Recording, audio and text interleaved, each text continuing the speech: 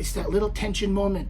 It's like when you're on your first date and it's that first kiss and you just want to see, is the customer going to accept the quote right away or not? It's that little moment at the doorstep. Oh, it's magical. The golden hour is the last call of the young landscaper trying to get another job booked before the day runs out.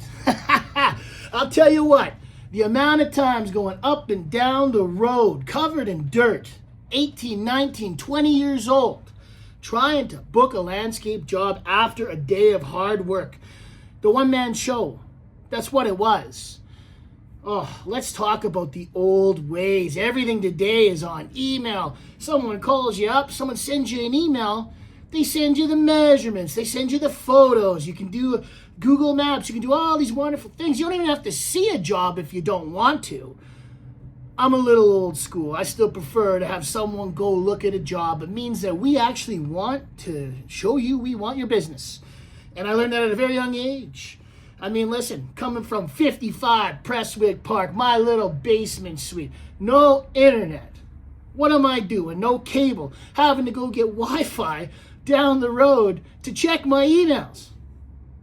You know, just a time to be alive in Calgary, Alberta, starting a business back then.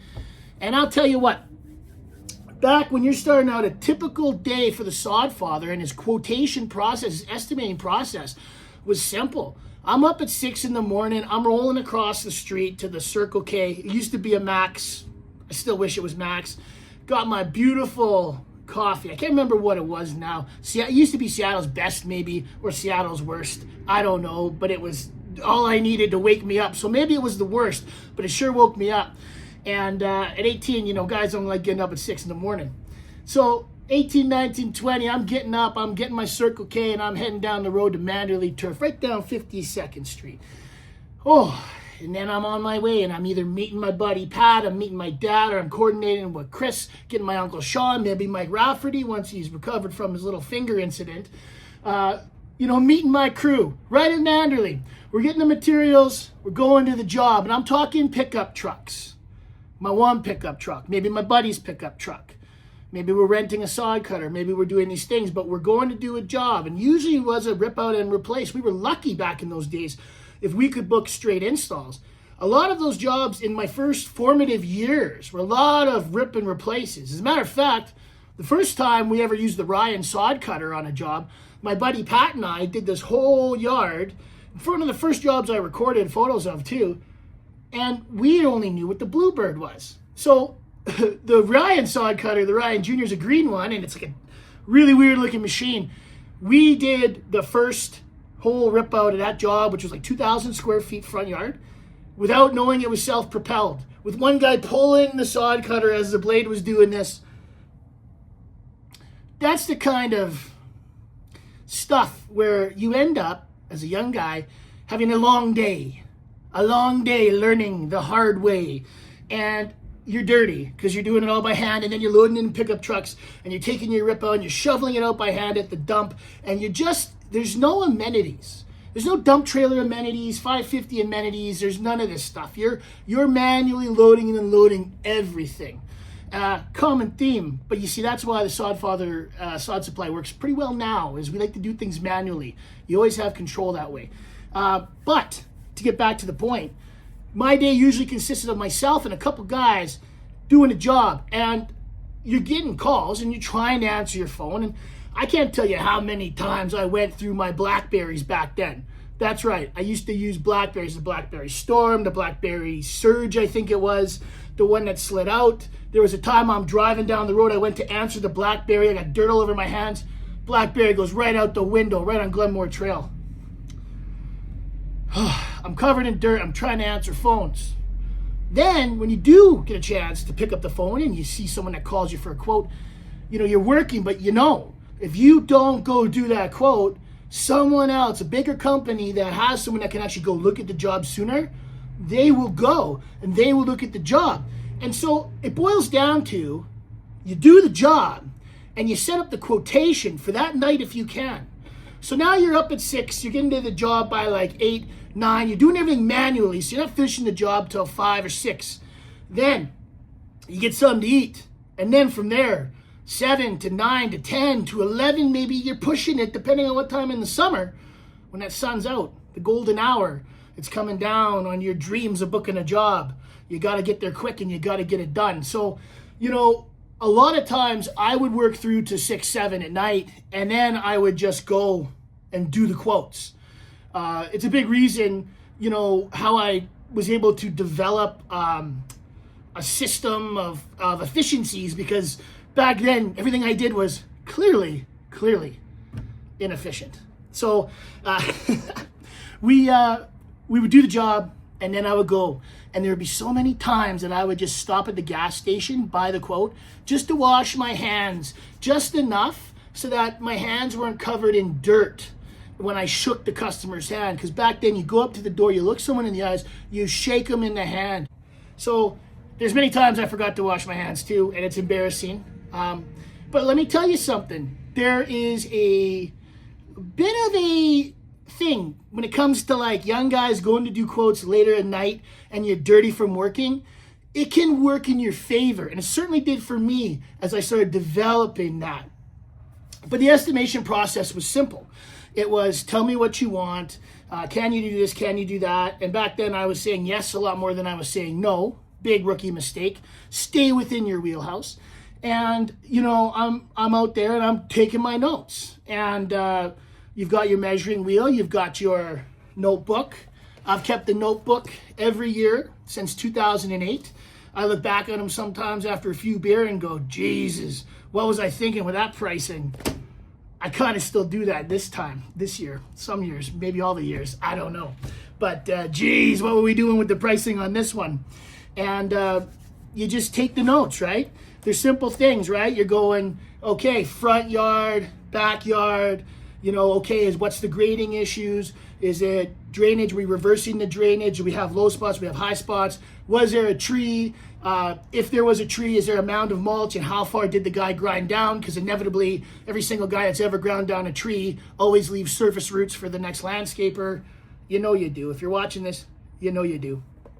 But anyways, length times width, you know, length times width divided by 2, all the different things you do to get your square footage. You talk about drainage and inches and volumes, and you write it down.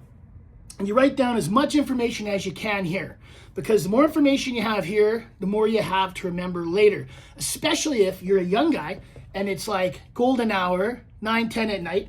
You're on like hour 12, 14, somewhere in there. You've had a long day. You're getting a little burnt. So write everything down, and you'd use a measuring wheel, which you'd go and get a Lufkin or a Johnson measuring wheel, something like that. You know, Canadian Tire has them here. Guys use digital now. They do stuff on the computers, but we always, and I still to this day, measure manually by hand with a wheel. I think it's the most accurate thing if you know what you're doing. But anyways, you do that. You measure length times width, and you make it into sections, and you make sure you represent the visual of the project in your notes for recall. Very standard process. I learned that young. A lot of young guys are very guilty of not, they promise a lot, they don't take a lot of details, and then you overpromise and you underdeliver. And whenever you do that, it's a lose-lose. You lose because you lose your reputation that you're trying to build, and the customer loses because they're not getting what they think they're paying for and what you committed to do. So you take down your information. And what I used to have to do, because remember, no internet, no cable. I mean, this is like before I'm sending emails frequently to people. I'd be in the truck and I have 2 quote sheets out. And instead of being a smart guy, like getting the sheets that are connected one under the other, so you write it once and you get 2 copies. No, I would just write out the quote completely, and then same piece of paper, write out the quote completely, use a quotation number system I'd manually track, and then I would go back up. So I would see the job, talk to the customer, go to my truck, do the measurements, do the cost, write up the quote, walk it back up to the customer that day, that night, talk to him, tell him this, this, and this. It's where I learned to line item everything. It's where I learned to be intentional and detailed. I found the more detailed I was on that walk up, the more people were wanting to book with me. So detail was important. But you walk up there, and now you got it. Now you've listened to what they want. You've taken your measurements. You've put this all into paper, and you don't know if your measurements that you add up or your volumes, when you give this to this customer to discuss, is going to match the other 5 landscapers that quote. So you hope you know what you're doing, and you try and give as much details. And then it's the inevitable little, it's that little tension moment. It's like when you're on your first date and it's that first kiss, and you just want to see, is the customer going to accept the quote right away or not? It's that little moment at the doorstep. Oh, it's magical, but not in that way. Not in that way. I'm not a sicko. But it's magical in that you could see the customer looking up and down, and they sometimes, a lot of times, they'd instantly say, when can you do it? And then sometimes they'd be like, this all looks really good, but let's talk about it. You get a call the next day. And a lot of times they say, okay, well, we're going to get other quotes. And so you could learn to read that, and then you learn the more you are prepared in your quotation, intentional in how you do your measurements, visualizing. Like, walk around the yard like you command it when you're doing the quotations. That's the biggest thing. You learn to work your way around the yard in an intentional way because the customer's always watching, giving them details on their quotes. These are all the keys that I learned.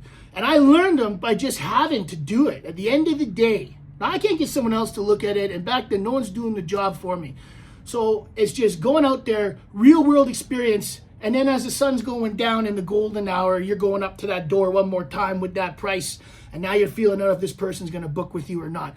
That magical, scary moment, right? And I'll tell you what, nothing feels better than when you give a really good price that you think you're going to make good money on, and you walk it up there, and the customer goes, when can you do it? And then you go to your calendar and you say, these are my dates. And a lot of times you'd actually have dates in mind for them. You could feel that out. I learned to feel out kind of when are you looking to get it done while I'm talking with them. And so that was the ultimate young guy experience before emails and CRMs and jobbers and all these took over and Yardbook, all of this stuff. It was simply a young guy at the end of the day covered in dirt, going and measuring manually, writing it up manually, and trying to close the deal manually, relying on my ability to talk, on my ability to command a yard, on my ability to do math and measure the yard, and then my ability to show that what I'm providing is of value and that I want the opportunity that when you choose us, we're going to knock it out of the park for you. So these are the lessons I learned on estimating and quoting early, and I did it by doing it and learning and not booking and then booking and all of the things. When you book a nice job like the Riaz Ali job and then all of a sudden you go like a month without booking another job, you either think you know it all or you learn you know nothing and you start improving on every little thing you can do. I did that. Biggest thing is you can always improve. Think about what you do. I just described a process. Think about yours. That was what estimating as a young guy looked like for the Sodfather back in 2008, 9, and 10. 55 Prestwick Park days, the good old days. Thanks for watching. My name is Jason Dialer. I am the Sodfather. Be sure to hit the subscribe button, the like button, all those things you got to do. And remember, I'm the Sodfather, and we are the gold standard in green. Take care, guys.